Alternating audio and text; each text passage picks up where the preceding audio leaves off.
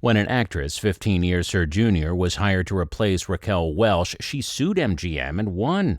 What they did was use me to get financing for the movie when they dumped me for Deborah Winger, which they'd been planning all along. Welch had sued the business for $24 million for breach of contract after being unceremoniously fired from the title role in 1982's Cannery Row, when she starred in the movie 1,000,000 Years BC wearing just a sheepskin bikini. She quickly rose to fame and became the face of sex in America. She was frequently ridiculed for her acting, but she was able to win many people over. She additionally appeared in Playboy magazine and rose to fame as American's Fantasy.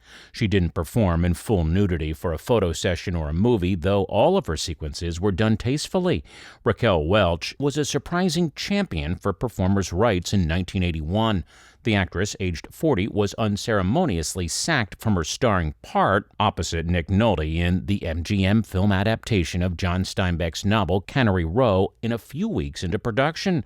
The studio asserted that Welch was in breach of her $250,000 pay-or-play contract because she insisted on getting her hair and cosmetics done at home rather than on location. She was quickly replaced as the movie's cheap girl with a golden heart by Deborah Winger, who was 25 at the time. Welch first stated that if she was offered another film role, she would agree to the change.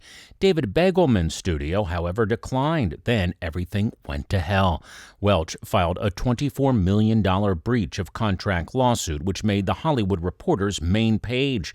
The fact that Deborah and Welch were represented by the same firm is what makes this situation so Machiavellian. Welch had Edward Mosk as his powerful counsel when the case got to trial. The case, according to Mosk's closing remarks, was an instance of arrogant business executives behaving without respect for human people.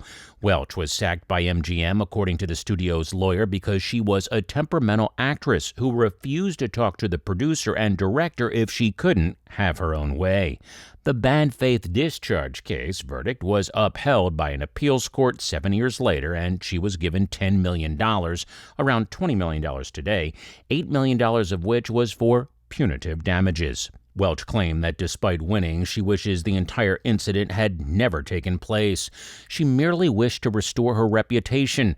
However, she hasn't appeared in a big-budget movie since then, and this was not the result she was hoping for.